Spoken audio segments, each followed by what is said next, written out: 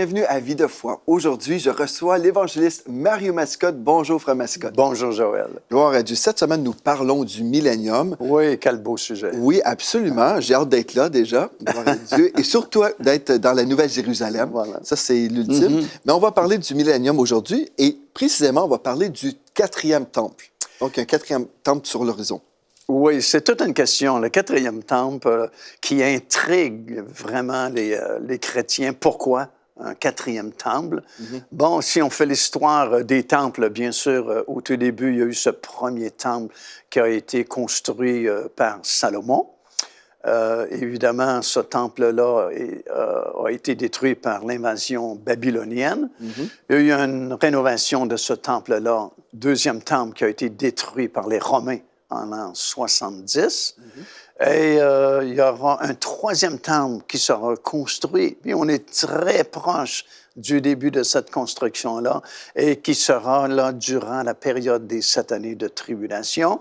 Et là, on va parler aujourd'hui, au cours de cette émission, d'un 4e temple qui existera tout au long du règne de 1000 ans. Il va durer plus longtemps que les autres. Ah oui, c'est ça, effectivement, parce que tout au long de la période du millénium, ce temple-là sera érigé et il aura été construit surnaturellement par le Seigneur Jésus-Christ, aussi aisément que Dieu a créé le monde au tout début, qu'il a dit que la lumière soit et la lumière fut, que le temple soit et le temple sera. Wow. Dans Zacharie, le chapitre 6 et le verset 12, ça nous dit carrément que c'est le Seigneur Jésus-Christ lui-même qui construira ce temple-là. Alors, juste avant d'aller très profondément dans le sujet du temple, je veux juste situer les gens à la maison qui nous suivent pour la première fois. Donc, ici, on comprend que dans l'histoire, l'enlèvement de l'Église a déjà eu lieu.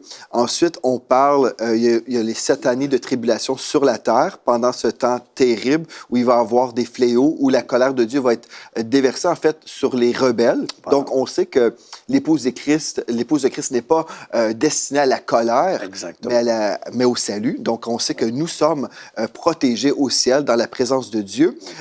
Donc, 7 années de tribulation. À la toute fin, il y a la bataille d'Armageddon qui a lieu. Et puis, finalement, Jésus revient avec ses saints sur la montagne des Oliviers, des Oliviers. Et puis, finalement, à ce moment-là, il y a quelque chose de phénoménal qui se produit. Cette montagne est fendue en deux. Oui. Et puis, il y a une énorme vallée qui est créée à ce moment-là. Oui. Et puis là, finalement, bon, je vous laisse continuer peut-être pour vous expliquer un petit peu où nous sommes. Oui, parce que non seulement la montagne des Oliviers se fendra par le milieu et que la grande vallée, oui, sera créée, mais toutes les collines et les montagnes, comme on a lu dans des émissions précédentes, dans le psaume 127, ça nous dit bien que Jérusalem est entourée de montagnes. Bon, il y a le mont des Oliviers, le mont Scopus, le mont Sion, le mont Ophel, le mont Moria, sur lequel, justement, a été construit le premier et le 2e temple. Bien, toutes ces montagnes-là et toutes ces collines-là vont reculer pour faire de l'espace pour que cette grande vallée, justement, soit créée. Et au miracle, la petite colline de Sion, qui est tout petite aujourd'hui, deviendra la plus haute montagne que le monde a jamais connue.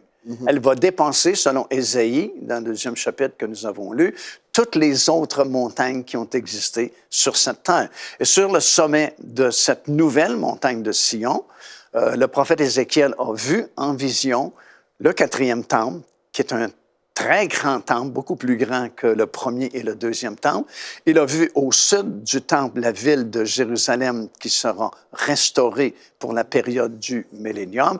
Et il y a différents espaces qui seront réservés pour les prêtres lévites qui vont faire le service dans le temple, les prêtres de la lignée de Tsadok qui sont séparés des Lévites à cause justement de leur fidélité, parce que ce sont eux qui sont restés toujours fidèles à l'Éternel et fidèles à David à l'époque où les autres ont délaissé leur fidélité envers le roi David. Et ils ont un espace réservé pour eux, les sacrificateurs de la lignée de Tsadok. Il y a des espaces pour l'agriculture, il y a des places pour la verdure. Et c'est une immense plateforme, selon les dimensions d'Ézéchiel, de 70 kilomètres de long jusqu'à 70 kilomètres de large. Alors, ça veut dire que ça prend un espace vraiment très, très grand, un espace très grand pour que cette montagne existe et que cette ville existe sur le sommet de la montagne et que le temple y soit construit. En fait, 70 kilomètres de long à partir de la vallée qui sera créée, à même la vallée du Cédron, parce que présentement, c'est la vallée du Cédron qui est juste au pied de la montagne des Oliviers. Alors, la vallée du Cédron sera agrandie énormément. Et si on calcule 70 kilomètres en longueur, ça nous conduit au-delà de Silo. Dans Silo, c'est l'endroit où on se souvient où le tabernacle portatif du désert a été fixé de façon permanente. Et il est demeuré là 300 quelques années à Silo. Et puis, un curieux verset dans la Bible qui est dans le livre de la Genèse, c'est chapitre 49. C'est Jacob qui donne une prophétie sur la tribu de Juda et qui affirme que le sceptre ne quittera pas la tribu de Juda jusqu'à ce qu'il revienne, ou dans nos versions habituelles, c'est jusqu'à ce que le Shiloh vienne. Et on interprète Shiloh comme un nom donné au Seigneur Jésus-Christ, le roi qui revient. Mais apparemment, je ne suis pas un expert dans la langue hébreu ni en grec, mais apparemment, ce passage-là, dans l'hébreu original, est un passage très difficile vraiment à traduire. Et selon certains experts, on pourrait tout aussi bien le traduire de cette façon-ci, que le sceptre ne s'éloignera point de Juda jusqu'à ce qu'il revienne à Silo. Que le sceptre revienne à Silo. Alors, Silo, à ce moment-là, n'est plus un nom symbolique qu'on donne au Seigneur Jésus-Christ, mais un lieu qui existe encore aujourd'hui. Et même qu'on a fait des fouilles archéologiques assez récentes et on a découvert l'emplacement réel de l'endroit où était fixé le tabernacle qui avait servi pendant 40 années dans le désert. Alors, selon les dimensions mentionnées dans le livre d'Ézéchiel, la nouvelle montagne de Sion et le 4e temple qui sera construit surnaturellement par le Seigneur Jésus-Christ sur son sommet, s'étendrait jusqu'au-delà même de Silo.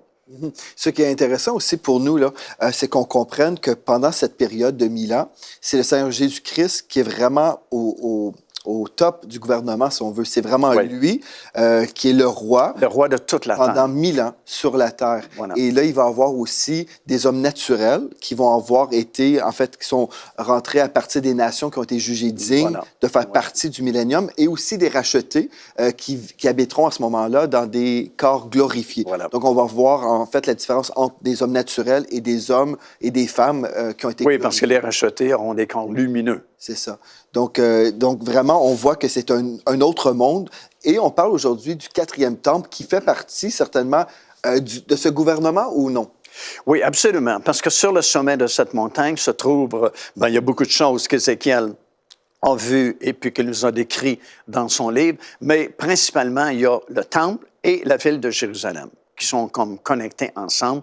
Le prophète Ézéchiel mentionne que la ville est au sud du magnifique temple qui sera là durant la période du millénium. Comme vous dites, qui va venir de façon surnaturelle. Oui, de façon surnaturelle. Ça ne peut pas être autrement parce que tout de suite, il y a de l'action mentionnée dans la parole du Seigneur qui va se produire dans le temple. Alors, on ne peut pas prendre des années pour le construire. Il faut qu'il existe tout de suite. Et pour Dieu, ce n'est pas un problème, comme nous savons. Alors, le temple est construit et sur cette grande plateforme, ce sera le complexe administratif du gouvernement de Christ. Parce que, à compter du retour du Seigneur Jésus-Christ sur la montagne des Oliviers, il devient le roi de toute la terre. Il n'est pas juste roi d'Israël, il n'est pas juste roi des cieux, mais sera le roi de toute la terre. Et c'est bien mentionné spécifiquement dans le livre de Zacharie qu'à ce moment-là, il sera le roi de toute la terre. Alors, toutes les nations du monde seront soumises au nouveau gouvernement de Christ, dont le siège social sera sur le sommet la nouvelle montagne de Sion. Alors, j'appelle ça, moi, le véritable nouvel ordre mondial, selon Jésus-Christ. Bon, on sait qu'à notre époque, et depuis déjà de plusieurs années, nos politiciens parlent d'un nouvel ordre mondial. C'est même imprimé sur les dollars américains. Nouvel ordre mondial. C'était promu beaucoup par les anciens présidents Bush. Mais ça, ce sera le véritable nouvel ordre mondial selon Jésus-Christ. Et il faut être l'ordre béni. Oui, parce qu'il y aura une loi universelle. Comme nous avons lu dans l'émission précédente, le prophète Ésaïe a annoncé d'avance, a prophétisé que la loi sortira d'où? De la montagne de Sion. Et que toutes les nations qui seront dans leur corps physique devront suivre la loi qui sortira de Sion. Et bien sûr, il y a des centaines et des centaines de références dans l'Ancien Testament concernant la vie, les coutumes qui seront pratiquées, le style de vie des gens durant le millénium. Il y a beaucoup, beaucoup d'informations, beaucoup de détails. Par exemple, nous apprenons qu'il y aura 2 fêtes du calendrier de Dieu qui seront encore célébrées durant le millénium, la fête de la Pâque et la fête des tabernacles. Et à chacune de ces 2 fêtes-là, toutes les nations du monde devront se rendre à Jérusalem, à la montagne de Sion. Et on parlait dans l'émission précédente de science-fiction, de choses vraiment comme invraisemblables, mais vraiment très réelles aussi. Ça nous dit, écoutez bien, ça c'est vraiment très particulier, lorsque ces nations se rendront à la montagne de Sion pour célébrer les 2 fêtes, particulièrement la fête des tabernacles, lorsqu'ils arriveront tout près de la montagne de Sion, le séjour des morts sera visible. Ça, c'est intéressant. Quand même. Et ils verront le cadavre de ceux qui sont là dans ce séjour des morts. Et la Bible ajoute, et c'est Ésaïe qui prophétise, ce sera un sujet d'effroi pour ces nations-là et une grande motivation pour servir fidèlement le Seigneur durant toute la période du millénium. On va y arriver sûrement dans la série, mais on sait à la toute fin du millénium, Satan va être relâché pour une courte saison. Oui. Et on se pose la question, comment est-ce que c'est possible qu'une personne naturelle, par exemple, qui a été élevée pendant le millénium, admettons, il y a des personnes naturelles, un couple naturel qui a des enfants pendant le millénium, bon, des enfants naturels, qui vont pouvoir choisir pour eux-mêmes, est-ce que je vais continuer à servir le roi des rois, Jésus-Christ, ou est-ce que je vais être séduit par Satan? Et on se dit, avec toutes ces choses-là, toute cette évidence et même la paix qui va régner pendant le millénium, on se dirait, mais comment est-ce qu'une personne pourrait être séduite, en fait? C'est quand même intéressant. Oui. Bien, premièrement, c'est que toutes ces nations-là, parce qu'on parle de 1000 ans, alors c'est plusieurs générations d'enfants qui vont naître durant le règne de 1000 ans, qui pour eux, l'histoire de la rédemption, ils ne l'ont pas vécue, ils ne l'ont pas connue personnellement, mais c'est comme une histoire qui leur a été racontée. Alors, il faut, d'une part, que Dieu soit juste envers nous et qu'il donne l'opportunité à ces gens-là de faire un choix, comme nous, présentement, nous avons fait un choix. Personne n'est obligé d'être sauvé. C'est ça. Dieu n'exige pas le salut de force. Mais nous avons choisi librement d'accepter le Seigneur Jésus-Christ, de donner notre vie au Seigneur Jésus-Christ. Eux, ils devront faire un choix également. Alors, Dieu va être juste envers les 2 parties, ce groupe-là et puis nous aujourd'hui. Deuxièmement, la question se pose justement, comment se fait-il qu'après avoir vécu pendant 1000 ans de paix, de bénédiction, et on verra dans les futures émissions comment ça va être glorieux vraiment la vie durant le millénium, comment ces nations-là ne peuvent-ils pas choisir Jésus et rester avec le roi de toute la terre? C'est que la séduction, sans doute, va être très forte. Et Satan, autrefois qui était Lucifer, a ce pouvoir-là de séduire. Et il est capable de tellement bien séduire qu'il a réussi, écoutez, il a réussi à séduire un tiers de la création angélique. C'est pas peu dire, là. C'est ça. Ces anges-là vivaient avec Dieu, ont connu et connaissaient la puissance de Dieu, la gloire de Dieu, la félicité du ciel, et ils ont délibérément choisi de se rebeller avec Lucifer.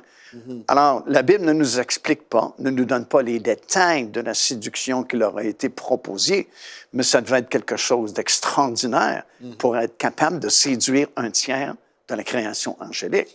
Alors, j'imagine que cette prochaine séduction, cette prochaine tentation que Satan fera parce qu'il sera relâché pour un peu de temps, va être extraordinaire aussi. Évidemment, oui. Pour séduire, parce que la majorité des gens vont choisir le camp de l'ennemi. Concernant le quatrième temple, on se dit, OK, mais pourquoi on a besoin d'avoir ce quatrième temple, puisque l'œuvre de la croix, c'est vraiment le sacrifice parfait, là. Est-ce qu'il va y avoir des sacrifices pendant le millénium? Ouais, ça, c'est la question clé et la question la plus difficile à répondre, à comprendre. Pourquoi un quatrième temple? Pourquoi des sacrifices? Pourquoi est-ce qu'on revient à des fêtes comme la Pâque et puis la fête des tabernacles? Bien, premièrement, le quatrième temple est vraiment très différent des deux premiers temples. Celui-ci aura 3 portes, une au nord, une au sud et la principale à l'est. Comme la porte dorée présente donne accès à l'esplanade du temple sur laquelle le temple, le premier et le deuxième, avait été construit. Et cette porte-là, c'est la porte par laquelle le Seigneur Jésus-Christ reviendra et entrera dans son temple. Lorsqu'il va poser ses pieds sur le sommet de la montagne des Oliviers, il y a tous ces changements-là dont nous avons parlé, et il y a la création surnaturelle de ce temple-là, et le Seigneur Jésus-Christ fera son entrée par la porte de l'Est. Alors, souvent, les prédicateurs vont confondre la porte dorée actuelle avec la nouvelle porte de l'Est du quatrième temple. Et on a entendu des prédicateurs nous dire que, bon, présentement, la porte dorée, elle est fermée, elle est scellée et elle ne s'ouvrira qu'au retour du Seigneur Jésus-Christ qui va passer par cette porte dorée. Impossible, parce qu'il y aura ce grand tremblement de terre et tout ce qui existe, de toute façon, sera détruit. Alors, cette porte-là sera détruite. Non, nous parlons de la nouvelle porte du nouveau temple, le quatrième temple, la porte de l'Est, et Jésus-Christ fera son entrée par cette porte-là. Cette porte de l'Est restera, oui, fermée, sauf à des occasions spéciales. Parce que, justement, le Seigneur Jésus-Christ est entré là avec sa gloire, la gloire Shekinah, qui est entrée dans ce quatrième et nouveau temple. Et de toute façon, Ézéchiel nous explique que ceux parmi les nations qui viendront pour différentes raisons au temple sur le sommet de la nouvelle montagne de Sion pourront entrer par le nord, la porte située au nord. S'ils entrent par la porte du nord, ils ne peuvent plus ressortir par la porte du nord, devront sortir par la porte du sud. Ceux qui entreront par la porte du sud devront sortir par la porte du nord. Et la porte de l'Est restera fermée, sauf le sabbat. La journée du sabbat, elle sera ouverte. Et pour certaines occasions, et pour le prince. Mais les nations ne pourront pas passer par la porte de l'Est, sauf certaines occasions, comme je viens le prince de mentionner. Et le prince, lui, aura accès. Mais le prince, c'est qui? Ça, c'est une question que je réserve un petit peu plus tard parce que c'est assez complexe. Maintenant, écoute bien, la gloire revient avec le Seigneur Jésus-Christ. La gloire avait quitté les anciens temples. Et dans le même livre du prophète Ézéchiel, à compter du 8e chapitre, on commence à voir la description qui nous est donnée par le prophète de la gloire qui va quitter le temple. Et elle va quitter à regret, parce qu'elle quitte lentement. Elle ne part pas immédiatement. Tchou! Non, elle quitte d'abord le lieu très saint du temple. Lentement, elle traverse le parvis extérieur du temple. Lentement, elle va traverser la porte dorée, qui à l'époque n'était pas bloquée. Elle n'était bloquée que par les Turcs, l'Empire ottoman. Et la gloire va s'en aller sur le sommet de la montagne des Oliviers. Tout ça, c'est écrit dans le livre du prophète Ézéchiel à partir du 8e chapitre. Et du sommet de la montagne des Oliviers, elle retourne au ciel. Mais elle va revenir de la même façon ou par le même chemin. Elle revient par le Seigneur Jésus-Christ sur la même montagne des Oliviers et la gloire va revenir dans le 4e temple en entrant par la porte de l'Est.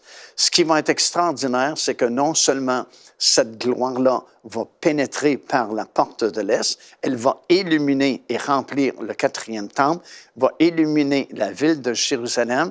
Et croyez-le ou non, Ésaïe le prophète, dans le 4e chapitre, nous explique que cette nuée de gloire va rester en permanence sur le sommet de la nouvelle montagne de Sion. Durant le jour, c'est une nuée de la gloire Shekinah qui va éclairer la montagne et tous les alentours. Et la nuit, c'est une flamme de feu scintillante ou flamboyante qui va exister au-dessus de la nouvelle montagne de Sion. Et la gloire Shekinah sera tellement grande dans ce temple et sur le sommet de la nouvelle montagne de Sion qu'elle va se répandre partout sur la planète à des degrés différents. Alors, c'est comme la gloire de Dieu qui est comme indescriptible, qu'on ne peut même pas commencer à comprendre, sera visible. Tous les habitants de la planète et tous les gens qui vivront durant le règne de 1000 ans verront ce spectacle-là continuellement, jour et nuit. Wow! Alors, quand le prophète Ézéchiel était à Babylone, parce qu'on parle à ce moment-ci de la captivité du peuple juif à Babylone, des 2 tribus qui n'avaient pas été déportées en Assyrie, c'est-à-dire Juda et Benjamin, ils ont été déportés, comme nous savons, à Babylone lors de l'invasion babylonienne. Et puis, Dieu s'est servi de ces 2 hommes-là, Daniel et Ézéchiel, durant les 70 années qu'ils ont été en captivité à Babylone, pour prophétiser concernant notre époque et prophétiser concernant le futur, le monde à venir. Et alors qu'Ézéchiel a été saisi par l'Esprit du Seigneur et il a été transporté sur cette nouvelle montagne de Sion, il va nous faire des descriptions extraordinaires du temple. On n'a pas le temps, dans le cadre d'une seule émission, de donner tous les détails et toutes les dimensions, parce que c'est très long et c'est très précis. Mais la raison principale pour laquelle il y aura ce temple-là, c'est que Israël n'a jamais servi Dieu parfaitement comme Dieu aurait aimé être servi. Et il va leur donner comme une leçon de vie durant 1000 ans. Israël va vraiment servir Dieu comme il a toujours voulu être servi. Et écoutez bien ceci. On va lire certains versets si nous avons le temps dans le cadre de cette émission aujourd'hui. Comment c'était rendu terrible, vraiment, les choses démoniaques qu'Israël faisait dans le temple pour provoquer la jalousie de Dieu. Des représentations de reptiles, de faux dieux dans le temple lui-même. Et c'est comme si Dieu dit « j'en ai assez ». Et c'est à ce moment-là que la gloire, comme j'ai expliqué il y a quelques instants, a commencé comme un regret à quitter le temple. Mais ce qui est vraiment, vraiment très intéressant, est vraiment très stimulant aussi pour nous, les enfants de Dieu aujourd'hui, c'est que 2500 ans passés, quand l'Éternel a donné cette vision du 4e temple à Ézéchiel, alors qu'il était à Babylone en captivité, voici ce qu'il lui a dit. Toi, ça c'est dans Ézéchiel chapitre 43, toi, fils de l'homme, montre ce temple à la maison d'Israël et qu'il en mesure le plan. Autrement dit, qu'il fasse un plan de ce temple-là. Maintenant, écoutez bien. Depuis 2500 ans où cette vision a été donnée à Ézéchiel et le commandement qui a été donné à Ézéchiel de montrer ce plan-là et le détail de la vision à Israël pour qu'Israël fasse le plan pour la construction de ce temple-là, ça ne s'est jamais produit. Israël, depuis 2500 ans, ne s'est jamais arrêté pour dire « Wow, c'est une vision, il y a un temple extraordinaire que Dieu veut avoir et nous allons faire le plan, nous allons l'écrire, ce plan-là. » Ça ne s'est jamais produit, sauf maintenant. Et c'est tellement extraordinaire, vous pouvez visiter le site de l'Institut du Temple sur Internet, ou vous pouvez simplement cliquer sur Internet « Plan du futur temple ».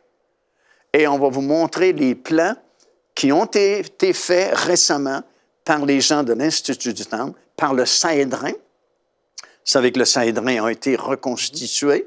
Ils ont même imprimé ce demi-shekel avec le profil de Cyrus et de M. Trump. Et au dos de cette pièce de monnaie, vous avez le 4e temple, celui dont nous parlons, qui est sur l'autre face du demi-shekel, qui est en circulation. J'en ai un à mon bureau. Et vous pouvez voir le 4e temple, tel que décrit par Ézéchiel, sur une des faces de cette pièce de monnaie. Et sur la première face, le profil de Cyrus, parce qu'on identifie le président Trump avec Cyrus, parce que Cyrus avait permis la construction ou la rénovation du temple au retour de Babylone. Et Monsieur le Président Trump qui facilite la construction là, bientôt de ce 3e temple. Alors, pour la première fois, écoutez, là, c'est fascinant, depuis 2500 ans, Israël ne s'est jamais préoccupé de ce commandement-là. Mais maintenant, c'est fait, à notre époque, dans notre génération. Et pour les sceptiques, vous n'avez qu'à cliquer sur Internet et vous avez les plans en détail.